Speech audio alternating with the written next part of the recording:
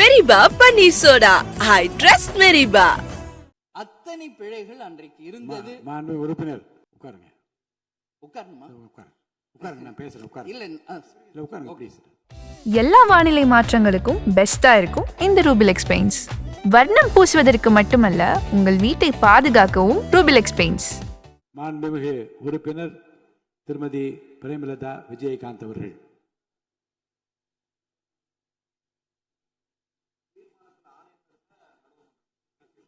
இந்த விளக்கு இப்போ வந்து விளக்கு உட்காருங்க.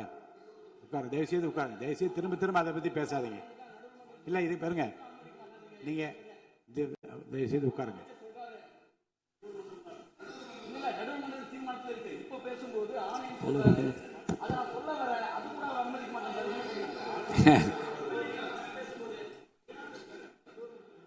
பேரவைத் தலைவர் அவர்களே, முதலமைச்சர் அவர்களே, எதிர்கட்சி தலைவர் அவர்களே, அமைச்சர் பெருமக்களே, சட்டமன்றத்திலே இருக்கும் அனைத்து சட்டமன்ற உறுப்பினர்களுக்கும் முதல் கண் எனது வணக்கங்களை தெரிவித்துக் கொள்கிறேன்.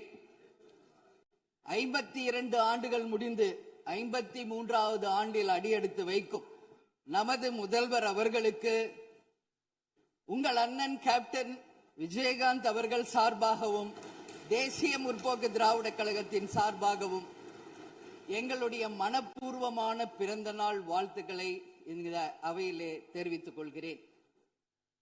இன்றைக்கு நாம சட்டசபையில பேசுகின்ற உரை ஒன்று மேகதாது அணை பற்றியும் ஆளுநருடைய உரையை பற்றியுமான டிஸ்கஷன்.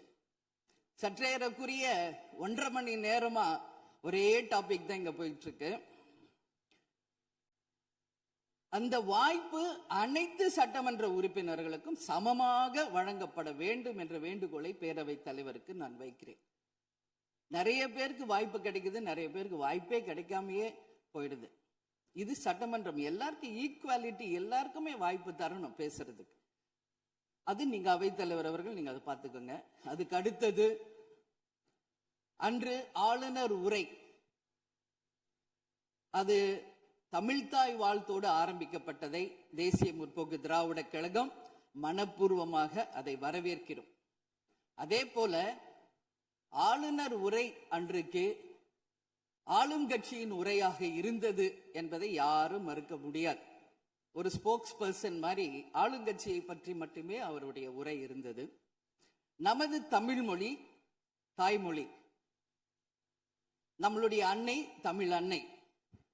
அந்த தமிழ் மொழியை நாம் சொல்றது செந்தமிழ் அப்படின்னு சொல்லுவோம். அதை நாம் கேட்கும்போது அது நம் காதல தேன் பாய்ந்ததாக தான் நம்ம எல்லாரும் சொல்வோம். ஆனால் அன்றைக்கு ஆளுநர் உரையில் 37 நிமிடங்கள் அவர் பேசியதாக ஒரு குறிப்பு இருக்கு. ஆனா 37 தவறுகள், தமிழை பற்றி உச்சரித்தவை அத்தனையுமே மிக மிக ஒரு வேதனையான ஒரு விஷயமாக இங்க நான் பார்க்கிறேன். நம்மளுடைய தலைவர்கள், அறிஞர் அண்ணாவாகட்டும், கலைஞராகட்டும், ஐயா காமராஜர் ஆகட்டும், அனைத்து பெருந்தலைவர்கள், அதே போல வேலு நாச்சியார், இது போன்ற அவர் ஒவ்வொரு பேரை சொல்லும் பொழுதும் முற்றிலுமாக அவருடைய உரையில அத்தனை பிழைகள் அன்றைக்கு இருந்தது. மாண்பு உறுப்பினர் உட்காருங்க. உட்காரணுமா? உட்காருங்க, நான் பேசுறேன். உட்காருங்க. இல்ல உட்காருங்க ப்ளீஸ். மாண்புமிகு உறுப்பினர் ஆளுநர் உரை மீது சொல்லுகிற போது தமிழ் உச்சரிப்பு பற்றி அவர் குறிப்பிட்டார்கள். வேறு மாநிலத்தை சேர்ந்த ஒரு ஆளுநர்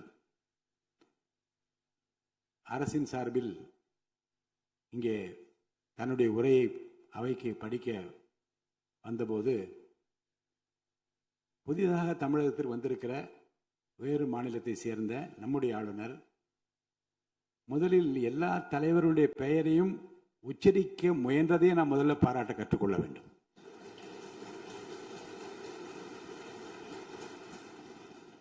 இன்னொன்று, எல்லா பெயர்களையும் விடாமல் படிக்க வேண்டும் என்று அவர் காட்டிய ஆர்வத்தை நீங்கள் பாராட்ட வேண்டும். இன்னொன்று நான் உங்களுக்கு சொல்லுகிறேன், தமிழை கற்றுக்கொள்ள வேண்டும் என்பதில் நம்முடைய மாண்புமிகு ஆளுநர் அவர்கள் ரொம்ப அக்கறையாக இருக்கின்றார் என்பதை நான் அவரை நேரிலே சென்று ஆளுநர் உரைக்கு உரையாற்ற நீங்கள் வர வேண்டும் என்று அழைப்பு விடுக்க சென்றபோது தமிழ்நாட்டில் இருக்கக்கூடிய வரலாற்று சிலவற்றை நான் படித்து கொண்டிருக்கிறேன் ஆங்கிலத்தில். அதில் சுதந்திர போராட்டத்தில் இவ்வளவு பெரிய வீரர்கள், இவ்வளவு பெரிய தியாகிகள் தமிழ்நாட்டில் இருக்கின்றார் என்பதை பார்த்து நான் ரொம்ப வியப்படைகிறேன் என்று சொன்னார். அப்புறம் இன்னொன்று சொன்னார், தமிழில் வந்தவுடனே நான் வணக்கம் என்று சொல்ல கற்றுக்கொண்டேன் என்று சொன்னார். அப்புறம் நான் சொன்னேன், இன்னும் அதிகமாக கற்றுக்கொள்ளலாம், நல்லா இருக்கீங்களா என்று கேளுங்கள் அப்படி என்று சொன்னேன். ஆங்கிலத்தில் அதுக்கு நான் மொழிபெயர் சொன்னேன், நல்லா இருக்கீங்களா என்று ஆரம்பித்தார்.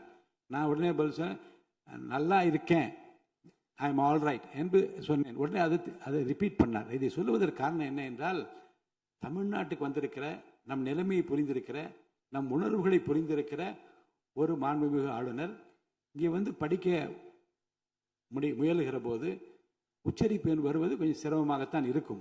ஆனால் நம்முடைய கருத்தை முழுமையாக ஏற்றுக்கொண்டு கௌரவத்துடனும் கண்ணியத்துடனும் இந்த அவையை நடத்திய அவருக்கு நாம் நன்றி சொல்ல கடமைப்பட்டிருக்கோம். மேற்கொண்டு அதை விமர்சனம் செய்ய வேண்டாம் என்று நான் கேட்டுக்கொள்கிறேன். அதை நான் ஏற்றுக்கொள்கிறேன் பேரவைத் தலைவர் அவர்களே. அட்லீஸ்ட் தேன் பாய வேணாம், ஈட்டி பாய்ந்தது அது அன்றைக்கு, இது யாரும் மறுக்க முடியாது. மாண்பு உறுப்பினர் இந்த தேன் பாய்ந்தது அது அந்த வார்த்தை அவைக்குள் நீக்கப்படுகிறது. அதை எடுத்துருங்க. மெரிபா பன்னீர் சோடா, ஐ ட்ரஸ்ட் மெரிபா.